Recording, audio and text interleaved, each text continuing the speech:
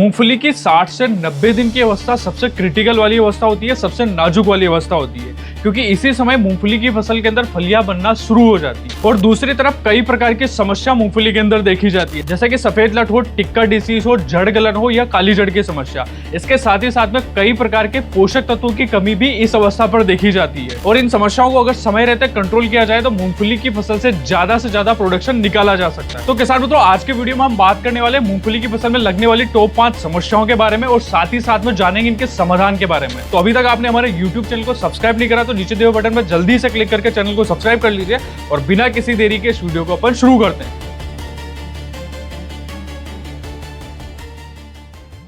तो किसान मित्रों, वीडियो शुरू करते हैं और बात करते हैं वीडियो के सबसे पहले विषय के बारे में, यानी कि पोषक तत्वों के व्यवस्थापन के बारे में। किसान मित्रों, मूंगफली की फसल के अंदर प्रोडक्शन अगर आपको ज्यादा लेना है तो आपको उसके अंदर पोषक तत्वों का जो मैनेजमेंट है वो आपको अच्छे से करना पड़ेगा। मूंगफली की फसल की अगर मैं बात करूं तो किसान भाई हर साल हर सीजन में मूंगफली की फसल में लगभग 2 से 3 बार खाद डालते हैं। पहली खाद जब बुआई होती है तब डलती है, दूसरी खाद लगभग 15 से 30 दिन की अवस्था पर डलती है और तीसरी जो खाद रहती है वो लगभग 60 से 70 दिन की अवस्था पर डलती है। और इन तीनों ही खादों का अपना अपना महत्व रहता है और इन तीनों खादों में से अगर आप किसी एक को भी अगर मिस करते हो तो आप मूंगफली की जो फसल है उससे प्रोडक्शन जो है वो अच्छे से नहीं निकाल पाओगे। तो किसान मित्रों, मूंगफली की फसल के अंदर काफी किसान भाई इन तीनों खादों का बराबर डोज देते हैं, लेकिन फिर भी मूंगफली की फसल के अंदर पीलेपन की जो समस्या है वो काफी ज्यादा देखी जाती है। क्योंकि ये जो मूंगफली की जो फसल रहती है इसके अंदर जो पीलापन आता है इसके लिए 3 पोषक तत्व सबसे ज्यादा रिस्पॉन्सिबल होते हैं। पहला होता है जिंक, दूसरा होता है फेरस और तीसरा होता है सल्फर।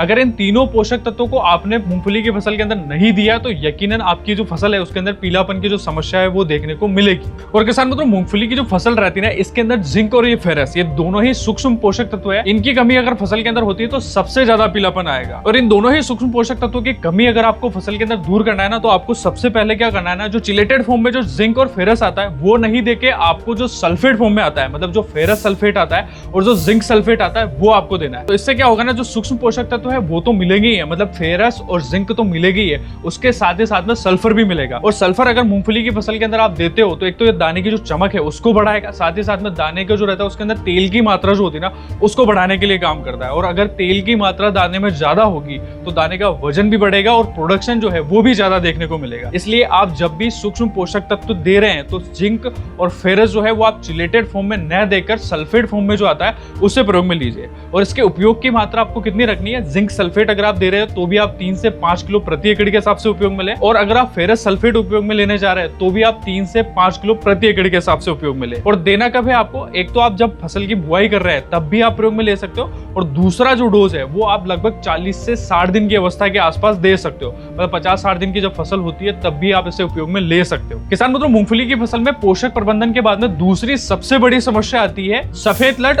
और दीमक की समस्या। ये दोनों ही कीट ऐसे रहते हैं तो मूंगफली की फसल को जमीन से नुकसान पहुंचाते हैं, मतलब जो मूंगफली की जो फसल रहती है ना उसकी जड़ों को नुकसान पहुंचाते हैं। और ये सफेद गिटार, मतलब जो सफेद लट रहती है, व्हाइट ग्रब जिसे बोलते हैं, ये मूंगफली की फसल को सबसे ज्यादा नुकसान पहुंचाती है। और ये बीते कुछ सालों में मूंगफली की फसल का प्रोडक्शन जो है वो लगभग आधा कर रही है। ये सफेद गिटार क्या करती है ना, सबसे पहले मूंगफली की जो फसल रहती है उसकी जो सफेद जड़ें रहती है, मतलब जो नाजुक जड़ें रहती है जिससे पौधा पोषक तत्व जमीन से ग्रहण करता है ना, उसको खा के नष्ट कर देती है। जिससे क्या होता है ना, पौधा पहले तो पीला पड़ेगा और बिल्कुल एकदम से मुरझा के सूख जाता है, जिससे लगता है कि पोषक तत्व की कमी आ रही है या फिर कोई रोग लग गया। लेकिन जब आप जमीन से पौधे को उखाड़ के देखते हो तो पौधे की जो जड़ है वो पूरी तरीके से नष्ट हो जाती है। तो ये सफेद गिटार जो रहती है, मूंगफली की जो सफेद जड़ें रहती है या फिर जो जड़ें रहती है ना उसको सबसे ज्यादा नुकसान पहुंचाती है। और दूसरा जो कीट है दीमक जो है, ये दीमक क्या करेगा ना, ये पौधे की जो जड़ रहती है उसको नुकसान पहुंचाएगा और जड़ में से खाते हुए पूरा तने तक प्रवेश कर जाता है, जिससे तना जो रहता है वो पूरी तरीके से खोखला हो जाता है और पौधे की जो बढ़वार है वो पूरी तरीके से प्रभावित हो जाए। और इस सफेद गिटार और दीमक इन दोनों को कंट्रोल करने के लिए आपको एक ही इंसेक्टिसाइड प्रयोग में लेना है, वो है क्लोरोपाइरिपोस 10% जो जीआर फॉर्म में आता है। इसको अगर आप प्रयोग में लेते हो ना, ये दानेदार कीटनाशक है जो जमीन के माध्यम से आपको देना है। और जब आप इसे प्रयोग में लेते हो तो ये सफेद गिटार जो है वो भी कंट्रोल हो जाएगी और दीमक की जो समस्या है उसके ऊपर भी काफी अच्छे तरीके से नियंत्रण हो जाएगा। और इसके उपयोग की मात्रा आपको 4 किलो प्रति एकड़ के हिसाब से रखनी है। और अगर आप सफेद गिटार के ऊपर फुल डिटेल वीडियो देखना चाहते हो तो हमने ऑलरेडी इसके ऊपर एक वीडियो बना रखा है जो ऊपर आई बटन पर क्लिक करके आप आराम से देख सकते हो। किसान मित्रों, अब बढ़ते हैं फफूंद जनित रोग की ओर। मूंगफली की जो फसल है उसके अंदर मुख्यतः 3 प्रकार के फफूंद जनित रोग आते हैं।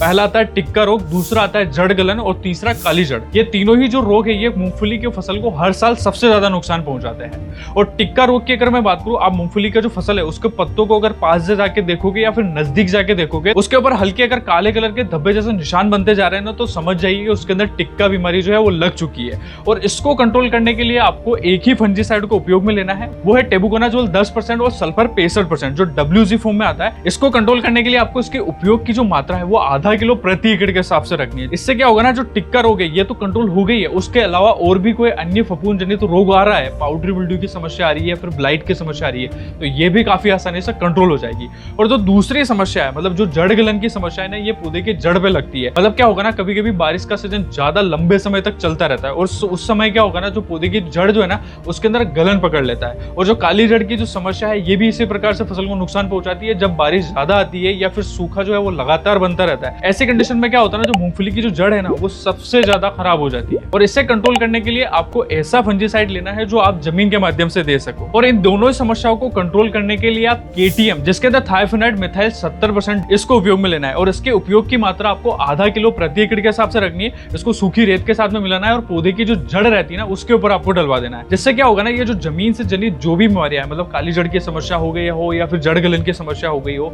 या फिर डैम्पिंग ऑफ की समस्या, ये भी अभी इस साल काफी ज्यादा देखने को मिली है, तो इनको कंट्रोल करने के लिए इसका रिजल्ट काफी अच्छा आता है। लेकिन आपको इसे स्प्रे में नहीं देना है, पौधे की जड़ के ऊपर डालना है। और टिक्का जो रोग है उसको कंट्रोल करने के लिए जो आप टेबुसोल यानी कि टेबुकोनाजोल सल्फर जो आप उपयोग में ले रहे हैं वो आपको छिड़काव के माध्यम से देना है। किसान दोस्तों, वीडियो में हम आगे बढ़ते हैं और बात करते हैं चौथे पॉइंट के बारे में, यानी कि मूंगफली की फसल के अंदर फ्लावरिंग को कैसे बढ़ाया जाए। मूंगफली की जो फसल रहती है अमूमन 45 से 50 दिन की जो अवस्था रहती है वहां पर फ्लावरिंग जो है वो आना शुरू हो जाती है। और इसको बढ़ावा देने के लिए आप कात्यायनी ब्लूम बूस्टर जिसके अंदर होमोब्रिसोलेट 0.04% पाया जाता है, वो भी लिक्विड फॉर्म में, अगर आप इसे प्रयोग में लेते हैं तो इससे फ्लावरिंग भी बढ़ेगी। और फ्लावरिंग अगर ज्यादा होगी तो पेगिंग जो है वो भी ज्यादा बढ़ पाएगी। पेगिंग क्या होता है ना, किसान भाई अपनी आम बोलचाल की भाषा में इसे बोलता है सुई निकलना, मतलब जो सुइयां जो है वो ज्यादा निकलेगी, उसके पहले आपको क्या करना है, फ्लावरिंग को बढ़ाना है। अगर फ्लावरिंग ज्यादा निकलेगी तो फ्लावर से ही जो है वो पेग बनेंगे, और अगर पेग ज्यादा बनेंगे जो फलियों की जो संख्या है वो भी आपको प्रति पौधे जो है वो ज्यादा देखने को मिलेगी। और ब्लूम बूस्टर जो है आपको इस स्टेज पे उपयोग में लेना है और उपयोग की मात्रा आपको मात्र 100 ml प्रति एकड़ के हिसाब से रखनी है। तो किसान मित्रों, अभी की जो अवस्था है उसके ऊपर फ्लावरिंग और पेगिंग इन दोनों को अगर आपको बढ़ाना है तो आप ब्लूम बूस्टर जो है वो उपयोग में लीजिए,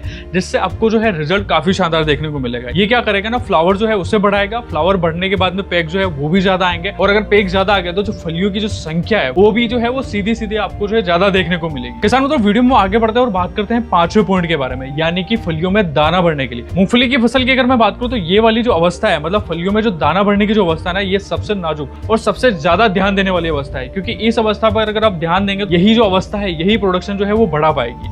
और इस स्टेज पर आपको क्या करना है, मूंगफली के अंदर दाना अच्छे से भरे और दाने का जो वजन है वो ज्यादा से ज्यादा बढ़े। इसके लिए आपको क्या करना है, आपको NPK 0050 और इसके उपयोग की मात्रा आपको 3 से 5 ग्राम प्रति लीटर पानी के हिसाब से रखनी है और छिड़काव के माध्यम से उपयोग में लेना है। ये लास्ट स्टेज पे अगर आप NPK 0050 अगर फसल के अंदर उपयोग में लेते हो तो इससे क्या होगा ना, फसल को 2 पोषक तत्व मिलेंगे, मतलब कि इस NPK से फसल को पोटाश भी मिलेगा और उसके साथ ही साथ में सल्फर जो है वो भी मिलेगा। और NPK 0050 जो रहता है इसके अंदर सल्फर की जो मात्रा रहती है वो लगभग 17.5% रहती है। और इस NPK को अगर आप लास्ट स्टेज पे देते हो तो जो सल्फर है ना वो भी फसल को उपलब्ध होगा, और इस सल्फर जो है यही आगे चल के जो दाने का जो वजन है वो भी बढ़ाएगा और तेल की जो मात्रा है उसको बढ़ाने में भी मदद करेगा। और पोटाश जो रहता है वो दाने की चमक बढ़ाने का काम करता है, साथ ही में दाने का जो वजन रहता है ना उसको बढ़ाने का काम करता है, और दाने की जो मोटाई रहती है ना उसको बढ़ाने में भी इस पोटाश का काफी ज्यादा इंपॉर्टेंट रोल होता है। इसलिए आपको लास्ट स्टेज पर मूंगफली की अंतिम अवस्था पर NPK 0050 जो है वो उपयोग में लेना है। तो किसान मित्रों, यही थी मूंगफली की फसल में 60 से 90 दिन की अवस्था पर आने वाली समस्याएं और उनका समाधान। वीडियो में दी गई जानकारी आपको अच्छी लगती है तो इसे लाइक करें, चैनल को सब्सक्राइब करना ना भूलें, और साथ ही साथ में अगर आपकी मूंगफली की फसल में कोई अन्य प्रकार की समस्या आ रही है तो कमेंट बॉक्स में जरूर लिखें।